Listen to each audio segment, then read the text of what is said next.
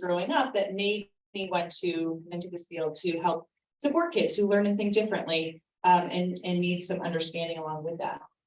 So now I'm the parent of 3 neurodivergent kids. This picture is a couple years old. We really haven't, I realized we haven't done like family pictures since before the pandemic. I don't think it's like everything. Anyway, I used to be very diligent about doing those annually, and now not so much. So it's fine. The youngest kid, he's going to have no pictures of himself, but that comes from the territory, right? It's like you get to be the baby, but you have no photos. Like that's just the way it goes. Anyway, these are my kids.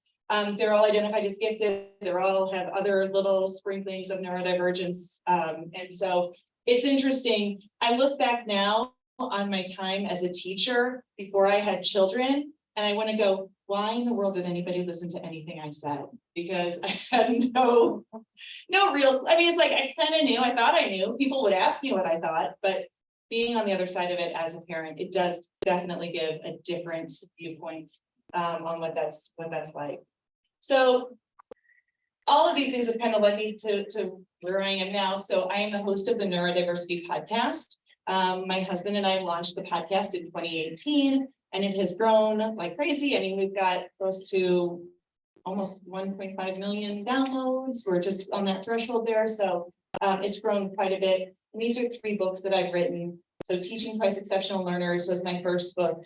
And then I wrote Raising Twice Exceptional Children. And then also A Parent's Guide to Gifted Children is one of these texts that has been part of the gifted ed field since it was first published in 2007, but it desperately needed to be updated. And so I was asked to be a co-author, and that book was just released in April. So those are kind of some of my projects, but all kind of driven from these experiences that I've had having been in the classroom, in the clinical mental health field, all of these different places. So I want to talk today just about neurodiversity and giftedness and kind of what that all is. So how many of you recognize these guys? Do you know what these are? No. They're moths. Do you know what type of moths they are? No. What? No. These are peppered moths. And if you recall, go way back when to your high school biology class, and you probably learned about peppered moths. But what you need to know, the reason that I'm bringing these up right now is because the whole peppered moths this is the dominant type of peppered moth, this one that's much more white in color. And during the Industrial Revolution in England, because there was so much soot and pollution in the air, the buildings and the trees and everything got very dark colored. And so all of a sudden, this variety of the peppered moth became much more prevalent because it had a mutation in its genes that protected it. So this is an example of biodiversity, but talking about how there are strengths with this. So just because this is the way my brain works, as I make the analogy, it always takes it to the point of a little bit of absurdity. But I can just imagine, like if these little moths were there and talking to each other back in England, what they would say. I'm going to try to do an English accent. I promise you it will be terrible. Okay, I just want to give you this warning. Oi, Colin, have a look at Niles over there. He's so weird. I don't know. It's a little Australian. We're just going to roll with it. I certainly don't want to be associated with the likes of him. He'll probably get us eaten by a bird. As a matter of fact, biodiversity is an asset to our species. I might look a little different from you, but the things that make me different make all of us stronger. And that really is the idea about diversity in general, that diversity is a strength. So we can think about diversity as far as biodiversity goes, right? We know that biodiversity is an asset to all of the species on our planet. We can think about cultural diversity and what the strength is that brings us when we have people who come from different cultural backgrounds. And then we have biodiversity, recognizing that there are kind of all of these different types of minds and that there are strengths with this. Now, we have been living in a neurodiverse world forever, but we're really just starting to learn about what some of that neurodivergence really looks like in a practical sense. So if you think about this, so first of all, just a couple little words that you'll hear me use. So neurodiversity or neurodiverse, a group of people is neurodiverse. So all of us in this room and watching on the Zoom We are a group of neurodiverse people because we all have different neurologies, different strengths, different struggles, whatever that might be. An individual whose neurology varies from what we would consider the norm or the average is neurodivergent. So somebody whose brain processes information in a slightly different way than what is typical or what is expected. And the neurodiversity movement really is trying to move toward normalizing those differences and recognizing that just because somebody is autistic or somebody is ADHD or somebody is dyslexic does not mean that they are broken. And there are assets that come along with those differences that are useful for us. People will often ask, are some of these diagnoses, and an epidemic? We have so many more autistic kids, we have so many more ADHD kids, whatever, than we used to. And really, it's just that we're much better at identifying them. So first of all, one thing to consider is that, so I was diagnosed with ADHD in the 90s. And so, but that version of the DSM, which I guess was the DSM-3, that was the first version of the DSM that had ADHD as a diagnosis. Prior to that, it was something like hyperkinetic something or other. I don't remember exactly what the term was. And it is about, actually back then, there was the difference. There were two diagnoses, ADD and ADHD, which were two separate things, and now it's all lumped together.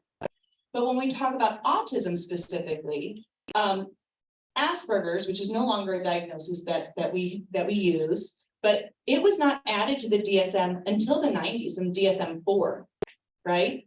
So of course we weren't diagnosing kids with that because prior to that, the autism diagnosis had specifically been referred to with kids who often had who were non-speaking, who were extremely disabled, and we have realized though that there were other manifestations of this. So at that time, that was the first time that we started really recognizing this. My first year teaching, which was in 2001, my school counselor came into the classroom about, maybe not quite halfway through first semester. And she said, that student in your class, I think he has this thing I just learned about at the state school counselors conference called Asperger's. So in 2001, the school counselor, who'd been the school counselor for 20 years or whatever, had just learned about Asperger's. So since then, our awareness of this has just exploded. And I would say that autism is within the last 5 to 10 years, kind of where ADHD was back in like the 90s, right? Where it's like, we're really just starting to understand it better, identify it better.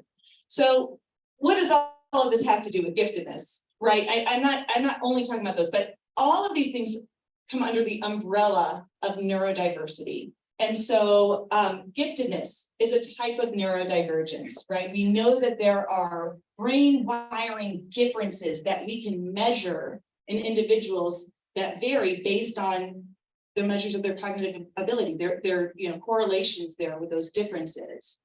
We know that autism and ADHD and dyslexia, there are functional parts of the brain that we can see that develop in a unique way for people who are neurodivergent. And so all of these go under the umbrella of neurodiversity. There are other things that go under the umbrella of neurodiversity. Tourette's is one that kind of falls under that label.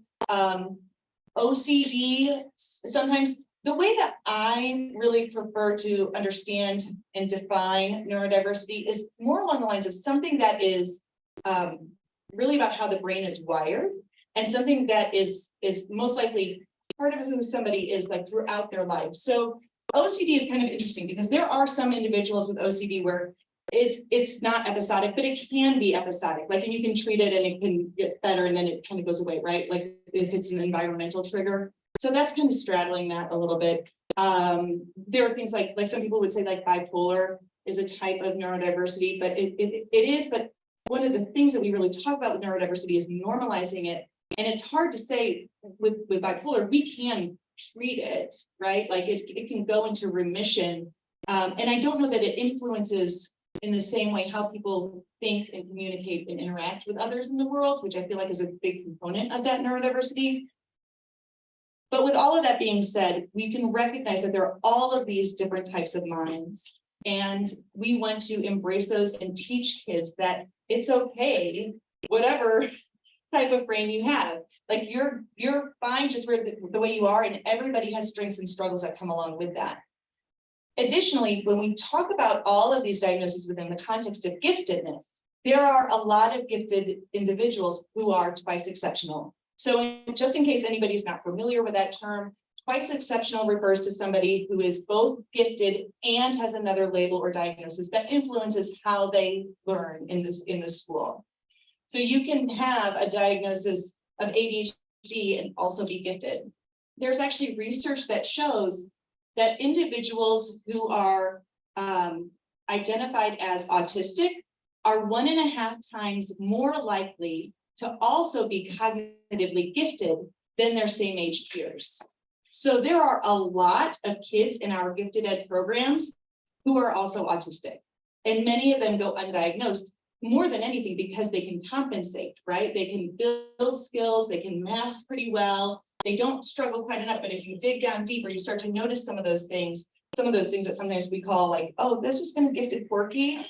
If you look a little bit deeper, you're like, oh, maybe it's gifted autism, but that's, kind of just depends on how that manifests for each individual. So it's important to recognize all of those differences and recognize that as parents, we want to help our kids understand themselves. As educators, we want to help our students advocate for themselves and get their needs met. And we want all of them to be able to live their authentic lives and pursue the things that make them happy without feeling like they are broken or they need to be fixed.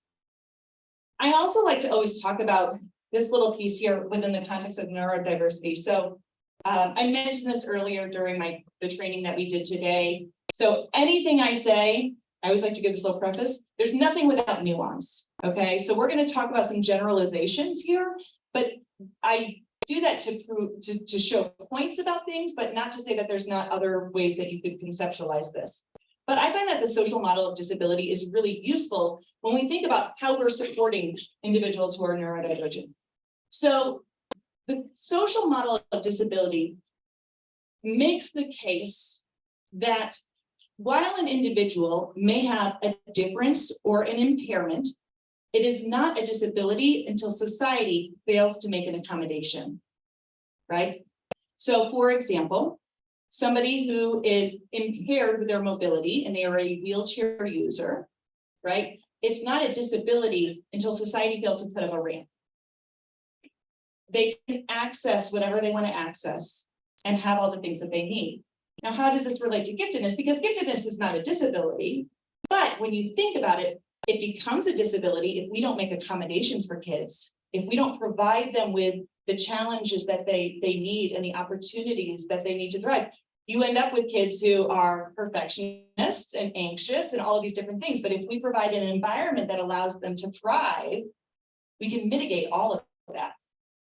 So I think this is a good context to consider some of these things. Now, related to the different types of neurodivergence, there's kind of this idea sometimes people get really kind of freaked out about saying the word disability, right? When we're talking about some of those other exceptionalities, we don't have to be afraid to say any of the things. We can call autism, autism, we can call ADHD, ADHD, we can call a disability, disability. That's all fine. And sometimes what happens is we go to this, autism is my superpower, and everything's great. And it's the thing that makes me who I am. I think we need to be cautious about this, especially when we're talking to our kids. So if they're dyslexic, if they're autistic or whatever, we definitely don't want to frame it as only a weakness, right? That's not the point. But we can recognize that it comes with both strengths and struggles. Your brain wiring is unique. It's what makes you who you are. These are the strengths that come along with it. So individuals with ADHD, there's research that shows that they tend to be very creative, right? Like have much higher divergent thinking than a lot of other individuals. That is a strength for sure. And you can't separate that from that person. But that doesn't say that there are no executive functioning difficulties. And we have to be cautious because if you only focus on those strengths, when there are those struggles underneath that, it makes it much harder for somebody to self-advocate, to access the supports that they really need. So we want to be aware of that as well. And giftedness too. Everything's a both and. There are two sides to every coin. And so we want to recognize all of those things, but also just normalize the fact that we can talk about it and identify all of those things. When we talk about autism, we talk about the spectrum. And I really like to kind of point out that this idea of the spectrum, a linear scale, is way too simplistic and does not encompass what it means to be autistic. There are multiple facets to autism that influence how somebody is able to operate in the world. And it's not like less autistic, more autistic. And for what it's worth, we're not all on the spectrum, right? Like we might all have different characteristics that kind of align with that, but that doesn't mean we're not all a little autistic. But a better way to understand this is to conceptualize it like a web. So if you were to look at this web, and the inner part of the web is what will look like lower support needs. So higher levels of independence in this center part of the web. And as you go out, it's higher support needs, needing more supports, more accommodations. This potentially could be a profile of a twice exceptional gifted autistic kid, right? So their communication style, they might communicate really pretty well about matter-of-fact things, but they might struggle with social pragmatic language. So social pragmatic language is how do you use language to solve problems in daily life? Like, here's an example. I don't know why this is the example that came to mind. I had a client at one point in time who was so brilliant. As a matter of fact, this kid is so brilliant. He's like 16. I can't give too many details. He's 16 and he is like a sophomore at a very prestigious university, right? Like he's so smart. And he was at a friend's house and he was playing on the treadmill and he fell and he hurt himself pretty badly. He scraped up his leg and didn't tell anyone and didn't know what to do because he just didn't like that social link. He didn't he couldn't solve the problem. Should I go tell somebody? Should I ask for help? Like, what should I go get? Like that just wasn't coming together for him. And so anyway, that's part of the communication style, right? Like where you have some of those, communicate in regular situations very well, but then struggle in those other areas. Social comfort and anxiety. So this might be somebody who has a lot of social anxiety, right? They feel really anxious in those situations. They might really prefer routines, things that are consistent, that might give them a lot of comfort. Sensory differences, maybe it's kind of in the middle. They have some sensory differences. They have very intense areas of interest and passions. Like this is my laser like focus, the one thing that I want to talk about, and it's Titanic, and we're going to talk about it forever, or whatever that topic might be for them.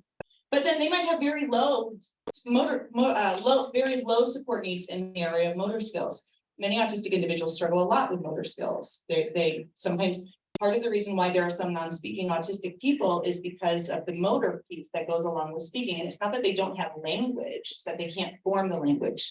So, technology has been a great tool for that. But when we look at it this way, we can understand that a little bit different.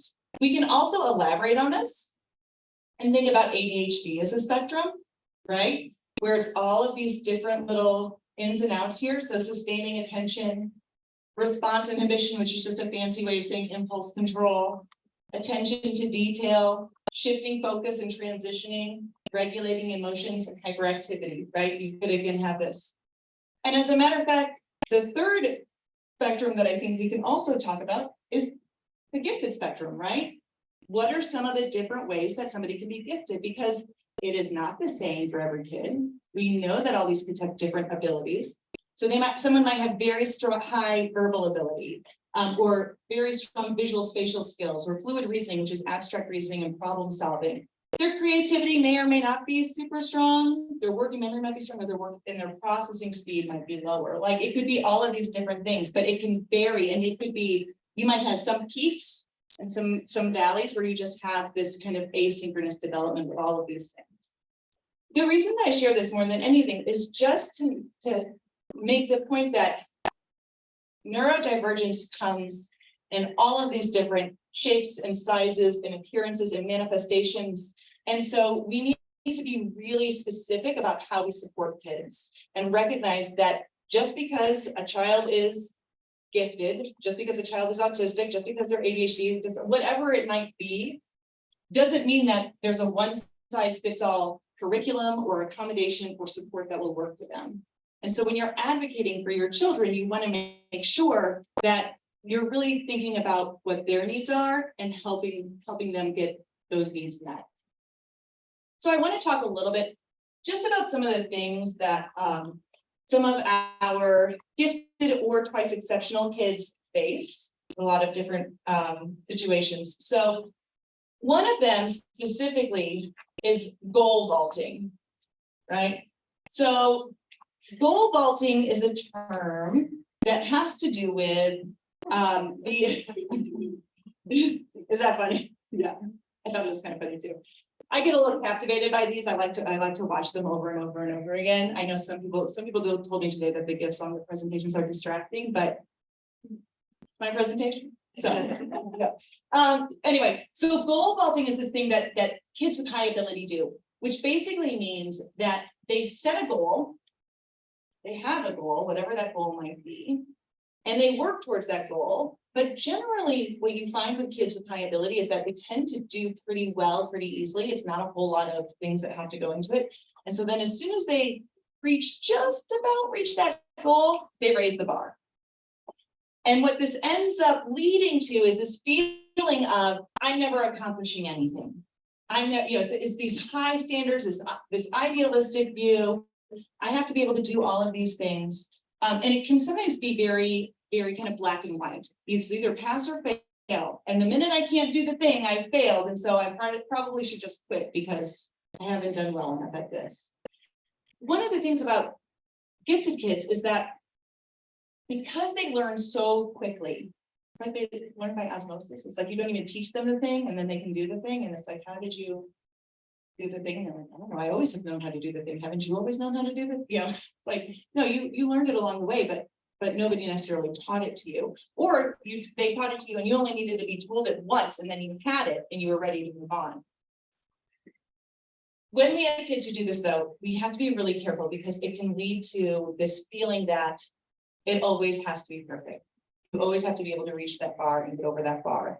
And when everything comes easy, that feels really natural. So for example, when you have little kids who learn to read and they learn to read kind of all on their own, or just very quickly, whether we praise them or not, and you can say what you want about praise, I mean, there's, but whatever, doesn't matter if you say anything, they're going to learn like, oh, I can do this thing. It's easy for me. And I'm in class and I can see that these other kids are struggling with it. And so I'm smart, right?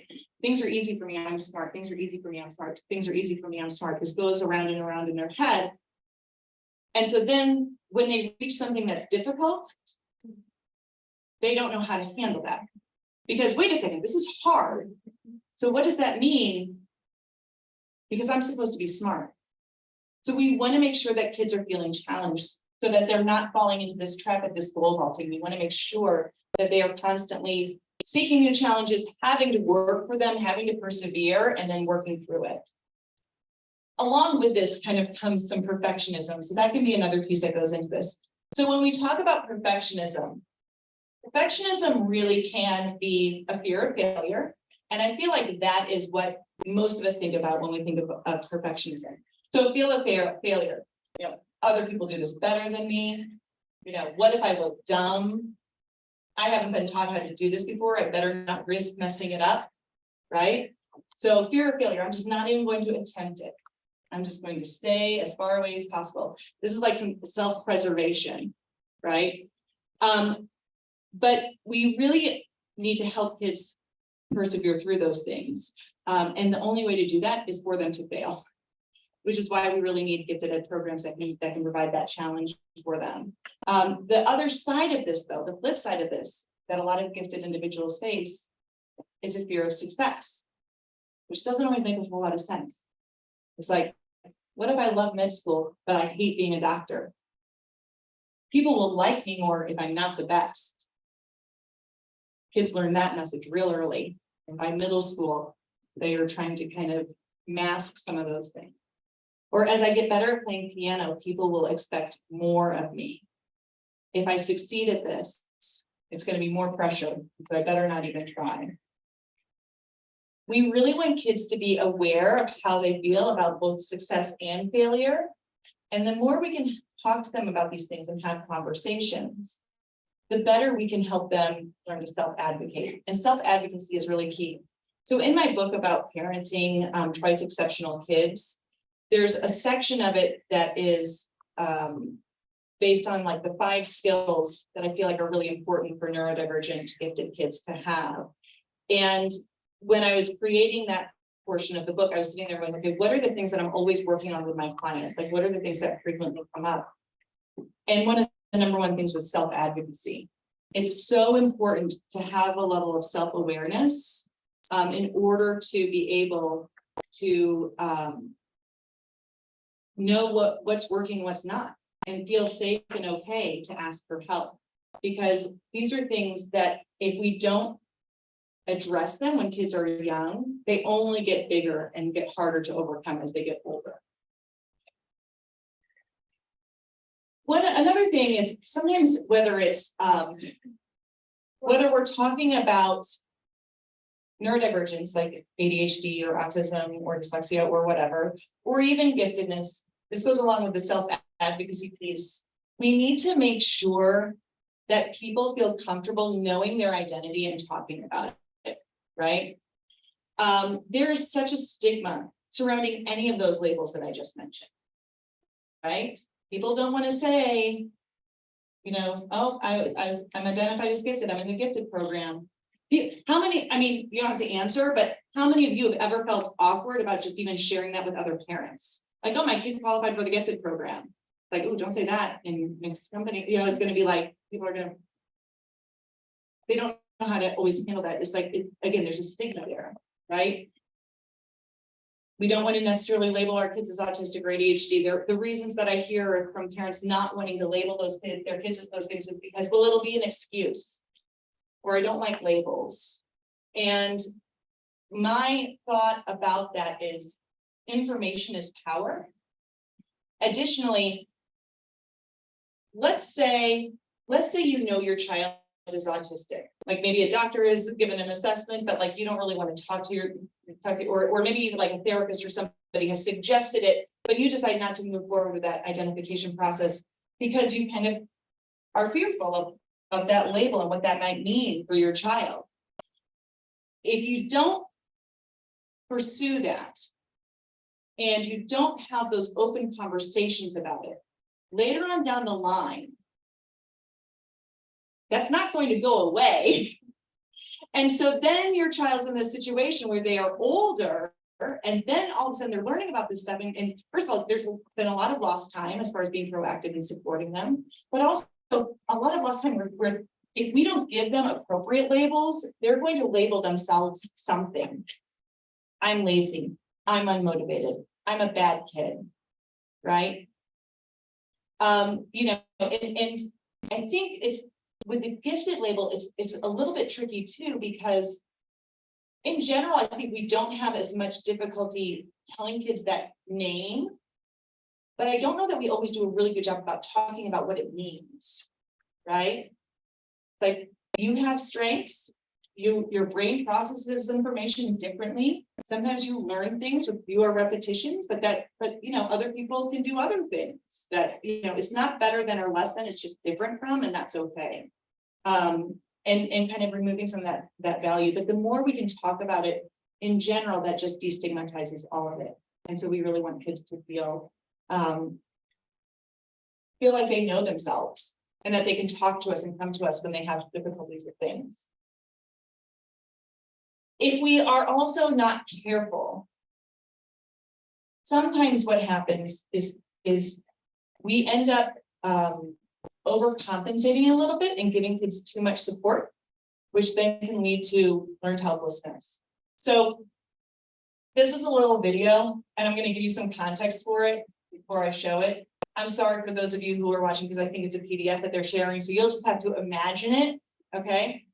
And so this little bird here, this is like a baby bird who has a sense of learned helplessness because apparently this little baby bird has always been fed his entire life, and he doesn't realize that that worm is not going to just like jump into his mouth because his mother is always opening it. He's like, there's another step there. There's another step there of what that you have to do.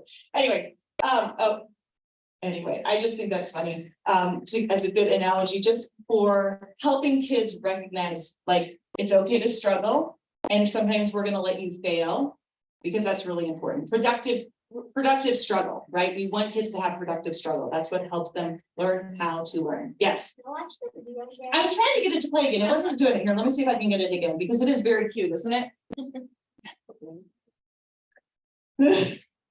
This poor bird. Somebody needs to help him. Someone needs to say there's something. Yeah, it's like, anyway.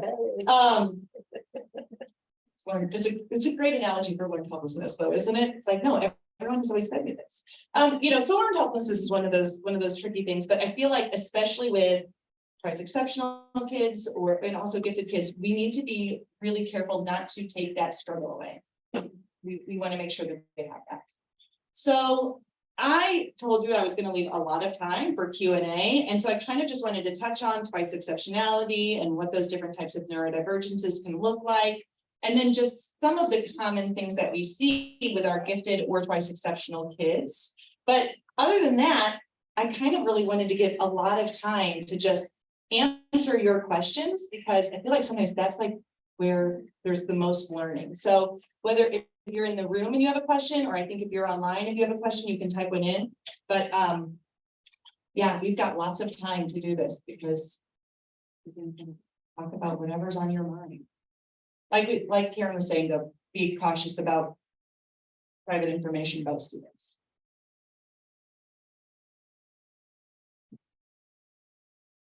Don't be shy. Yes. So I kind of hinted on this earlier today. Yeah. How do we convince parents of children who have ADHD that it's not a stigma? Yeah. That it is something to be addressed? And so the question is, for those of you who might not have been able to hear, how do we convince parents who are worried about, say, a diagnosis of ADHD to that it's not that there shouldn't be stigma surrounding it, that we should be okay and kind of normalize it? So I think there are a lot of different things that we can do. One of them simply is having a conversation again that it's not a moral failing to have one of these diagnoses. Like, that really is a lot of times why people shy away from it. They're like, well, they should be able to pay attention. They should be able to focus. They should be able to control their impulses. And it's hard for a lot of people to wrap their heads around the fact that there's a medical diagnosis that explains this, as well as a medication that can help. You can, and for what it's worth, you can do therapy with ADHD kids. There are some things that can help, but more than anything, like, medication can make just a world of difference for kids. And I say that as somebody who, I was on medication as a child. By the time I got to high school, my mom, I said, I think I can do it on my own. I think I'm fine. I don't think I need the medication. Her mom's like, whatever, Emily, you're on your own, kid, figure it out, And I went from that time until my oldest was diagnosed with ADHD, and he started on medication. All of a sudden I realized how much it was helping him. I went back to my doctor and said, I used to have this diagnosis, and I don't know, what do you think? And so she talked to me. For what it's worth, she gave me one of the questionnaires, which I actually have the questionnaires in my office and I see them all the time. But when I had to actually reflect and fill it out for myself, I actually got a little bit teary, like, oh my gosh, I forgot how much this is really impacting me. And so I started on some medication, and it made a huge difference. But what I had done in the meantime was I spent over a decade medicating myself for anxiety and depression, therapy, all these other things, because I couldn't focus on all of this. It looks good this way. That's all right. Since you have a microphone, I think it's easier. Don't get too dizzy. I know, Yeah. very dizzy. Yeah. So anyway, but the point is that once I started back on the ADHD medication, my anxiety basically went away. I didn't have clinical anxiety. I felt anxious because I couldn't focus on things. And so, that was something that I really, was eye-opening for me. And while therapy is really helpful in a lot of ways to help learn some of those self-regulation skills and help learn how to advocate and understand oneself and everything else. And I'm not saying that medication is for everybody. I'm not, but the problem is that it's hard. People, goes back to my original point. People feel like it's a moral failing, like that they should be able to do it, and that medication is like the easy way out. But it is a neurological difference. So another thing that you might say is just, I don't know, I think actually the point that I made earlier, that's a big one, which is like helping parents realize that not labeling and not supporting their ADHD child only means that they're going to have, that they're going to internalize other labels and other differences. Like, I think that's a pretty powerful piece to help them understand that. And they probably know ADHDers in their life who they could talk to, that could maybe talk about that as well. But it's hard. I mean, it is a societal thing that we're dealing with that, to always do that. There are also probably like books or podcasts or like, social media accounts and stuff that might also be beneficial if they were open to looking at those things. Yes. Just to add, I've heard before, which I think resonates, is that if your child couldn't see the board or couldn't see the book, would you not get them glasses? Like, I think that helps people shift their perspective and go, oh, well, of course I get them glasses. Yeah. Well, it's really no different. Right. Yes.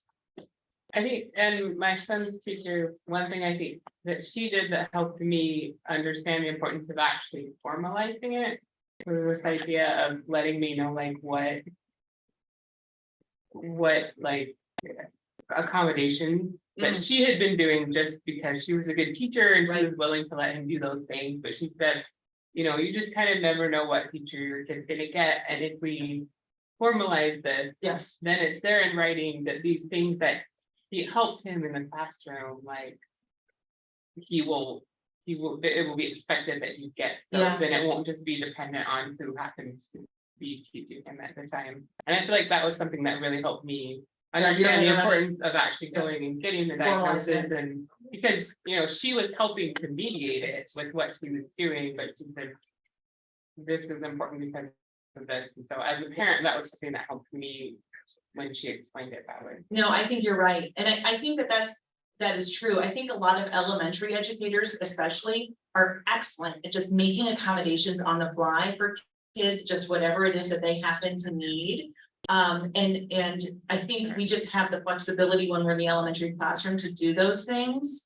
But I'm in the same boat. I often encourage people to formalize it, because if you move schools or you get a different teacher or you go up to the middle school or whatever, documentation is key.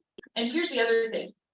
I was talking to I guess it was an educator who works in a private school, and they were talking about, well, we just do the accommodations, we just provide the accommodations, whatever they need. So like, for example, they had a gifted student who was also ADHD, who needed extended time on things. And they're like, we don't really have to do any of that because we're just a small school and we just need to do this. I'm like, you absolutely need to document it, because here's the other thing is when they get to high school, if they need to take the SAT or the ACT, you have to have evidence of that documentation and diagnosis that has been, you have to have a paper trail in order to access those accommodations. And again, why would we not remove those barriers so that kids can be as successful as they can? People feel like accommodations are like the cheat code or something. It's not. It's just leveling the playing field. It's giving everyone the same opportunity to perform at their best. And what we do that is in the normal classroom or situation is good for most kids, but not all kids, which is why some kids need those accommodations and supports. Yes. A question for you from online. Okay. How would you help a child as old as 14 who's recently diagnosed and siblings understand a diagnosis of autism? Well, it would, depend on how that child is kind of handling that information, obviously. But I would just have a really matter-of-fact conversation about it and say, you know, some of those things that, you know, are kind of different for you, those are kind of part of this, you know, part of being autistic. There are a lot of really great TV shows and like different things like that. Again, a bunch of social media accounts where people are sharing their own neurodivergent experiences that are really useful. And so the more that we can help expose them to those things, and just answer their questions. Like, I guess there's no, without having more context on that, I mean, I know that's kind of a more of a vague answer, but you know, you just got to talk about it. Like let's just open the conversation and have an ongoing conversation about it. And the other thing is, like, there are times when kids will kind of use things like as an excuse. I can't do that. Listen, let me tell you, the number of times that I told my teachers that I didn't have my homework that day because I was ADHD, trust me, I forgot my meds today, sorry, don't have it. I get it. Did I use it as an excuse? Definitely. But at the same time, if I had some other supports, I might have learned otherwise. But I didn't have any accommodations. Actually, all I had was like a behavior chart that I had to carry around all my classes and have my teacher sign. Is that what somebody said? Well, I just saw this. Yes. And so, but the point is, like, an excuse becomes an explanation, which then can become empowering, right? Like that might be the starting point, but then you have to have those other conversations to build that awareness and help realize, like, okay, it's not an excuse, but it is an explanation, but it's not, but once it's an explanation, then we don't have any excuse not to do anything about it. And so then we're empowered to take the next step. Yes. Two things. One is what they were talking about earlier about the, you know, if a child needed to see, you would give them glasses. We had to use that with our child. Oh, yeah. Because they wanted very much to say, oh, I don't need anything. No, don't give me that. And we had to argue, your sister wears glasses. Right. Do you want us to take those from her? Well, no, that's not right. Well, you're in the same scenario. So, but we did have a question online that asks, how do we get teachers to see that ADHD as a diagnosis is valid? This particular person has heard more than a few times from teachers that ADHD is an overly diagnosed issue and parents want unnecessary accommodations, which makes teaching more difficult. Is there a way to, you know, it's heartbreaking to hear this, but is there a way to help with the teachers in this scenario? I mean, I have thoughts. let me so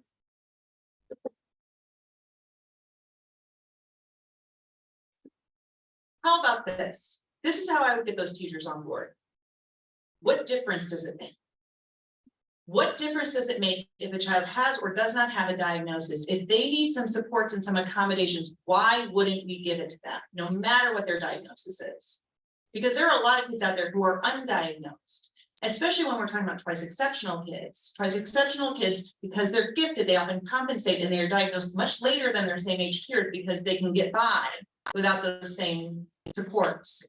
But what harm does it do to say to anybody, sure, you can have an extra day to turn that in, right? What harm does it do to say, oh, you didn't get it finished because you're stressed out today because whatever happened in your family and you need some extra time to finish this test? Why wouldn't we do that? I was on a panel one time about workplace, neurodiversity in the workplace. And one of the panelists was actually the neurodiversity hiring initiative, blah, blah, blah, blah, blah, from Microsoft. I don't remember exactly what his title was, but he made this great point. And his point was, if we are living in a society where every time somebody needs an accommodation, they have to go and ask for it, our society is broken. Accommodation should be accessible to anybody, because who among us hasn't had a day where we're a little bit less focused or distracted? And so often there are teachers, see, now you got me, you hit a button. And so a lot of times that another argument that teachers will use kind of along those same lines is like, well, they have to do these things because they have to be ready for the real world. What real world are you living in? Because you know what, in my real world, first of all, I get to pick what job I do. I don't have to go through 6 classes every day that everybody has to go through, whether I want to or not. If I'm not good at a particular task, I can go to one of my colleagues and say, hey, you know what? You're really good at this. I really am struggling with it. Can you help me with this? Or why don't you do this part and I'll take that thing off of your plate? You know what happens if I'm in the real world and I don't like my boss? I can quit. Can't do that when you're a student, right? So why wouldn't we? What difference does it make if we provide kids accommodations?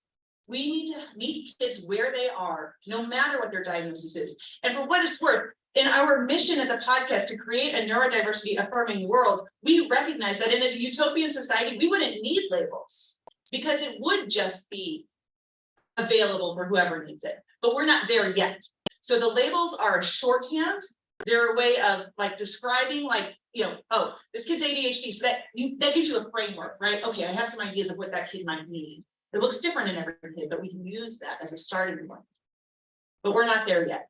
So that's how I would handle that conversation. And I would also tell the teacher, it doesn't matter. It's a legal requirement that you provide accommodations for individuals with disabilities. You know, and if you have a problem with that, you can contact, I'll contact the Office of Civil Rights, which manages 504s or, you know, whatever. I mean, because it's not really up to that teacher. Yes. Yeah. School social worker that also works with quite a few to be. How would I or another person help teachers move away from the deficit model with their autism and ADHD or any kind of disability? How do we move away from that so that teachers start to focus on these are the strengths? Right. How do we build a child up, or how do we challenge them in a way where it fits their neurodivergent? Yeah, so here's the thing. So, and we're gonna do a whole part of this in our training tomorrow that I'm doing with the teachers specifically is about strength-based supports. Because one of the things that you have to realize is that we get so focused on remediation, on the areas that are difficult for somebody. But when we're talking about neurodivergence, we really want to use their strengths as a springboard, as a place to start. So here's an example. So Dr. Matt Zakreski is a psychologist. He specializes with gifted kids. He's a friend of mine. He was on the podcast and we were talking about strengths-based supports. And so I was asking him, you know, I said, Matt, in your clinical work, how do you provide strengths-based supports for the clients that you work with? He said, well, let me turn that around on you, Emily. He said, what is an area that you're working always to improve? What's something that you want to work on? And I said, executive functions, always. It's a thing. And he goes, okay. Said, I bet that when you are working on I bet when you are working on your podcast, your executive functioning skills are much stronger than when you're say doing your taxes. He goes, so if I was going to help you build your executive functioning skills, I would build it within the context of something that you're already doing well, because you already have that going for you. You already have that momentum. That's that springboard effect, right?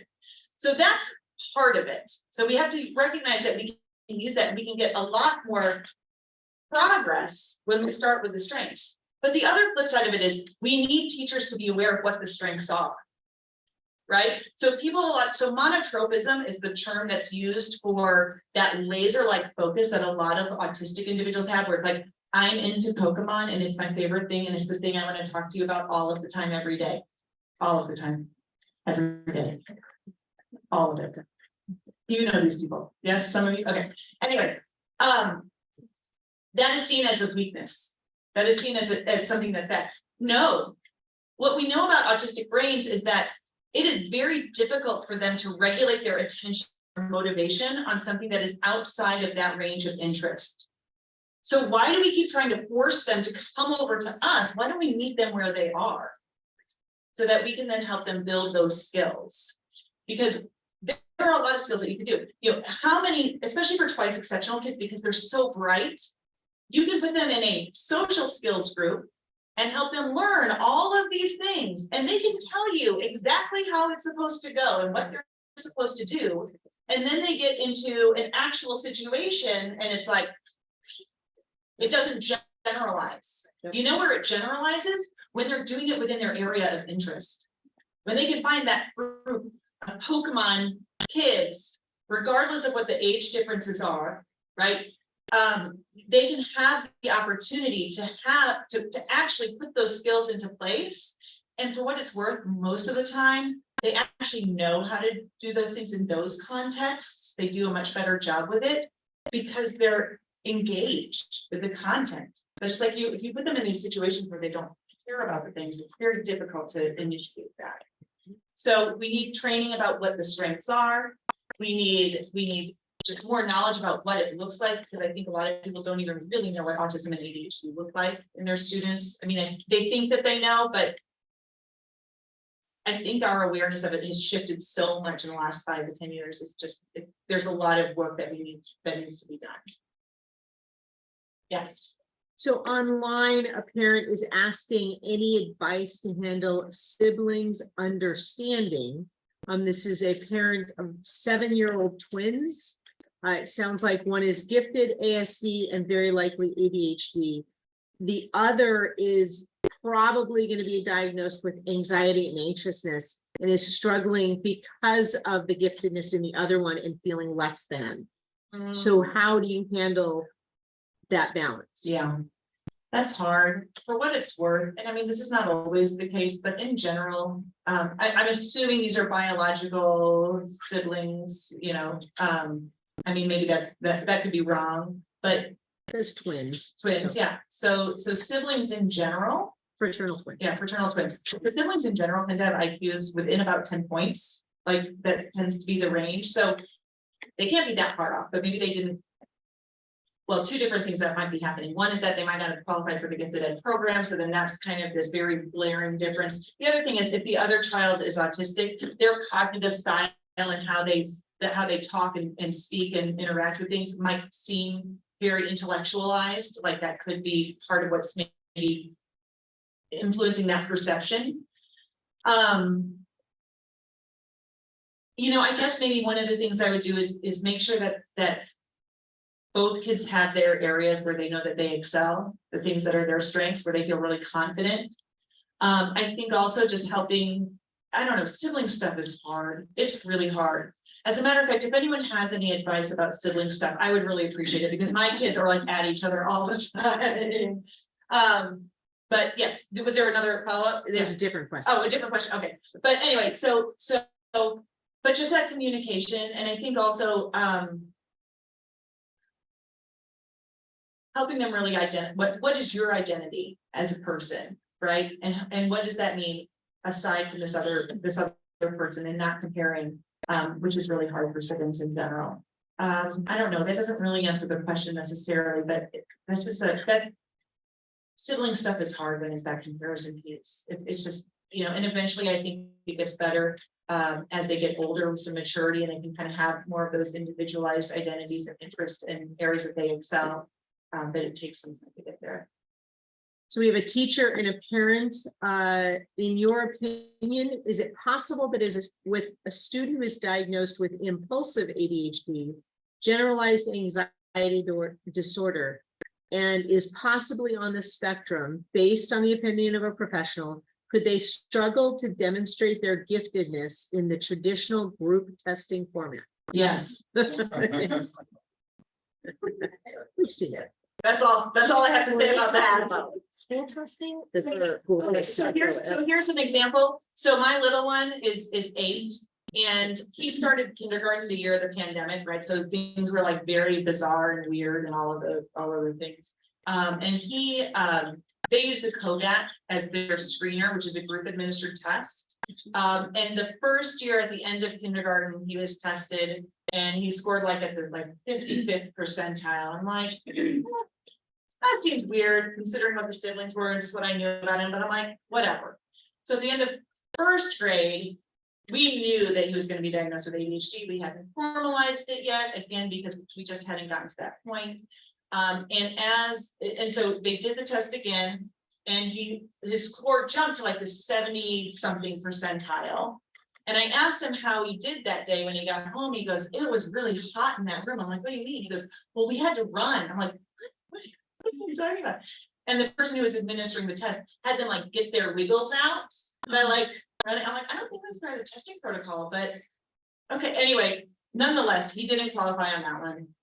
And so I have a friend who's a psychologist, and I said, would you just give him the whisk, just because we're gonna do the ADHD piece. I'm just kind of curious, working memory, processing speed, all of these different things. And so what it came out was, you know, his verbal comprehension scores were in the mid 130s. His fluid reasoning was in like around 130. His visual spatial reasoning was like 118. Right, so that was an area of real weakness for him, but his full scale IQ still was enough to qualify for the gifted ed program. And so I asked them, so our district doesn't use like the full COGAT. I don't know what you guys, do you guys use the COGAT? Is that what you use? We use the whole COGAT. See, our district just uses the screener. Yeah. Which is highly visual spatial. Oh, very much so. And so, anyway, I contacted the school district, and again, it's so much harder to advocate for your own kids than for other people's kids. But I asked, I said, is there an alternate test that we could do? You know, here's this other information that we got. And they're like, sure. So they gave him the NNAT, which for those of you who know, it's the same test. I'm like, and so his scores, for what it's worth, across the board were consistent on the WISC and the COGAT and the NNAT.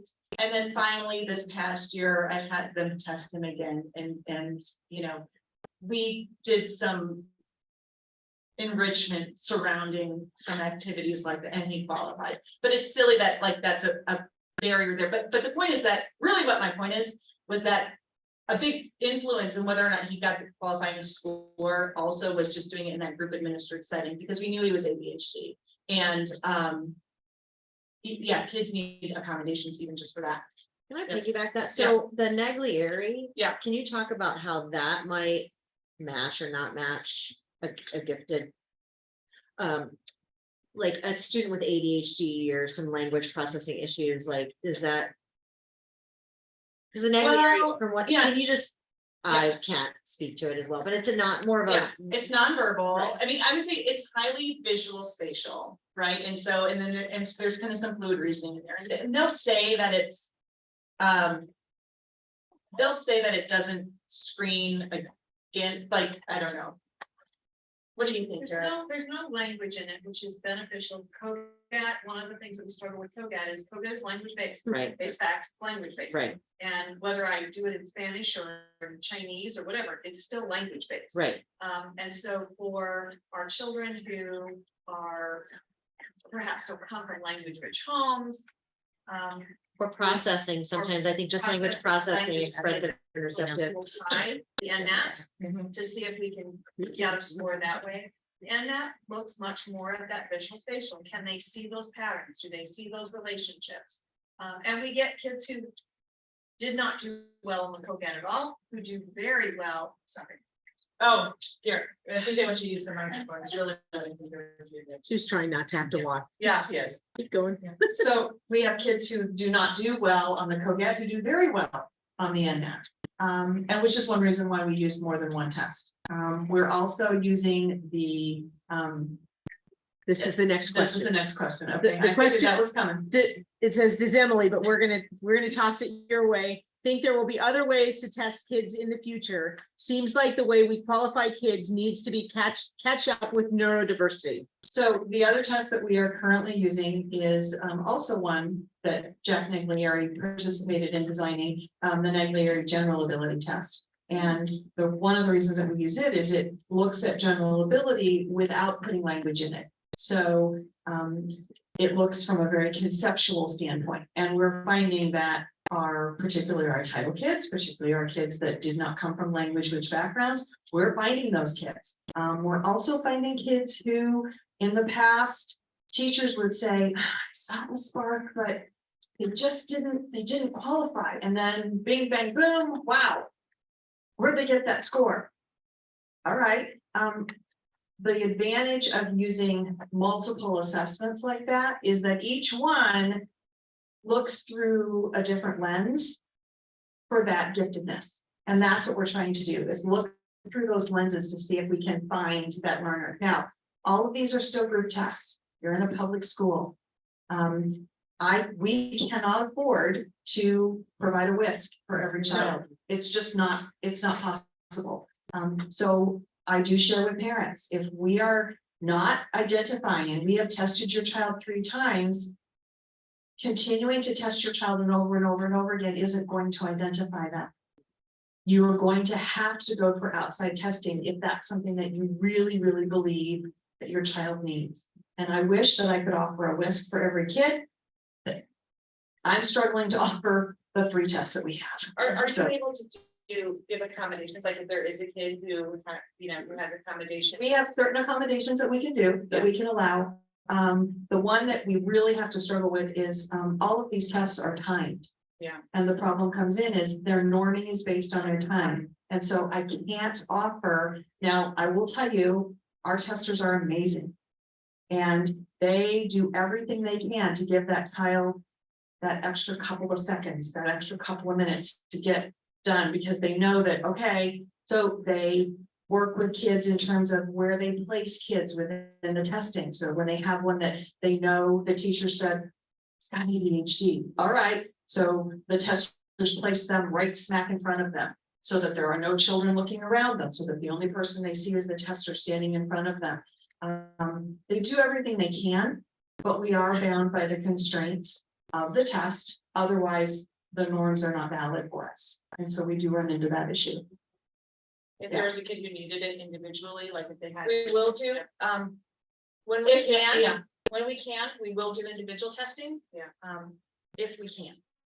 So before you go away, what students are you testing this year for gifted in our district? So parents know.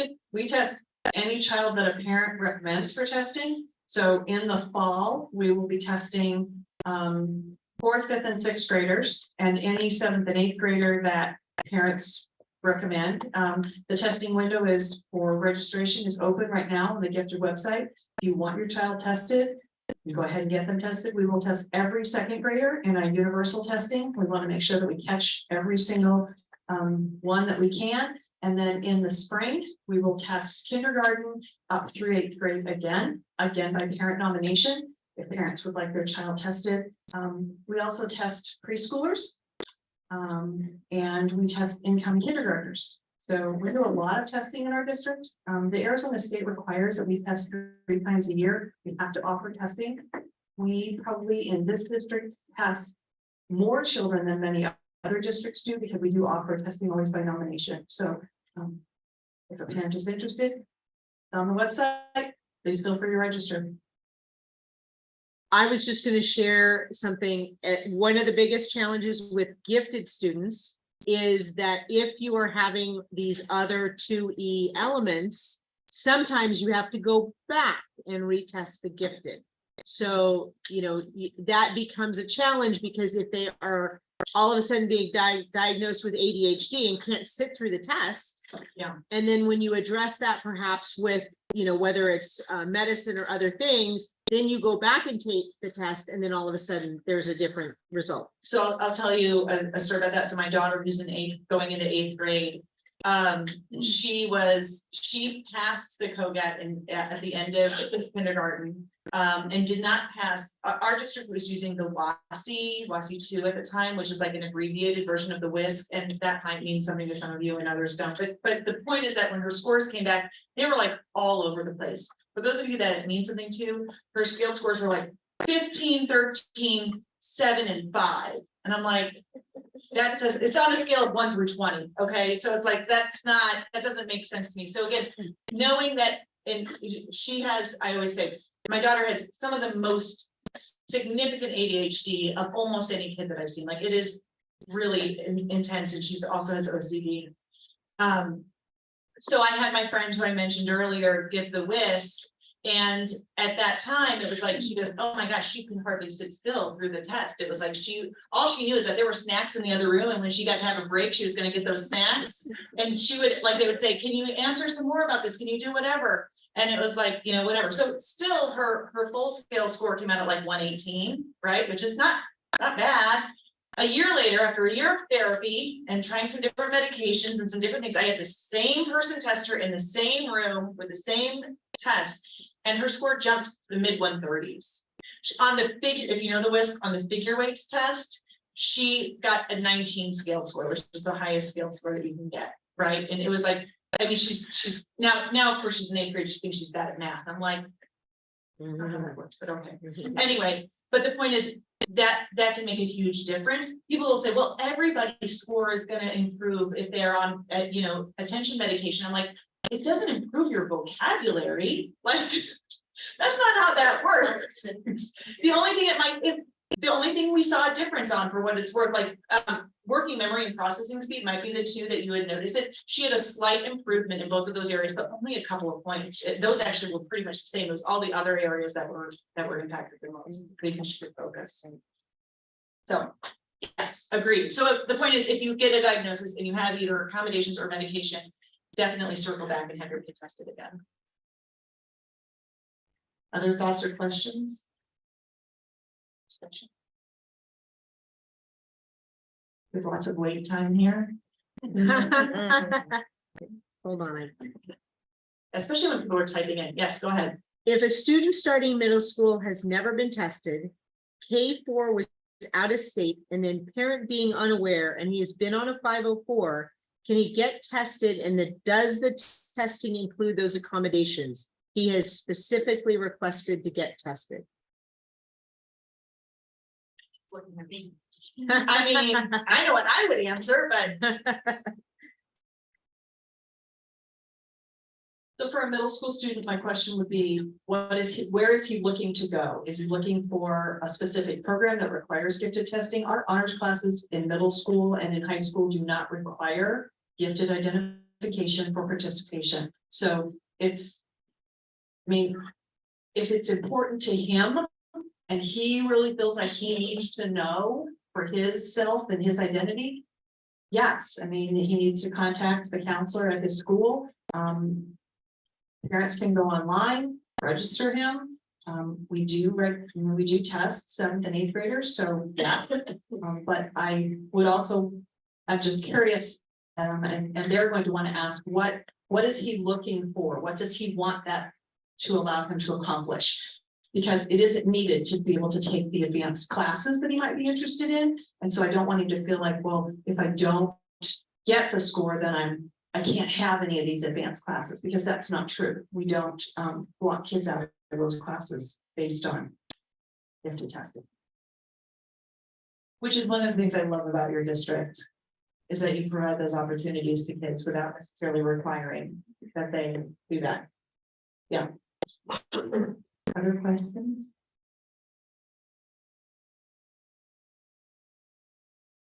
Hold on one second.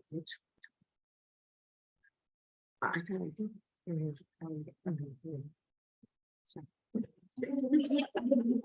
lot of discussion happening there. Well, I appreciate everybody so much. We're a little bit early, but who doesn't like it? You know, you can go home a little bit early and do whatever you do. And so thank you so much. If you're interested in looking for resources, I highly recommend the podcast. We have a ton of really great episodes specific to giftedness, neurodivergence, all of the things. And so, you know, check that out. And have a great night and a good start to the school year. Thanks so much. Thank you. I cannot tell you enough. The podcast is amazing. The neurodiversity podcast. Can you put the slide back up here, and I'm putting it back up online? Yeah, with all the resources. Yeah. It is an amazing podcast, and there's so many great conversations that can happen. And so many great things that you can listen to. So I really encourage people to do that. Emily, thank you so much for your time and your energy, and we appreciate it. Have a wonderful evening, folks. Thank you. There you go.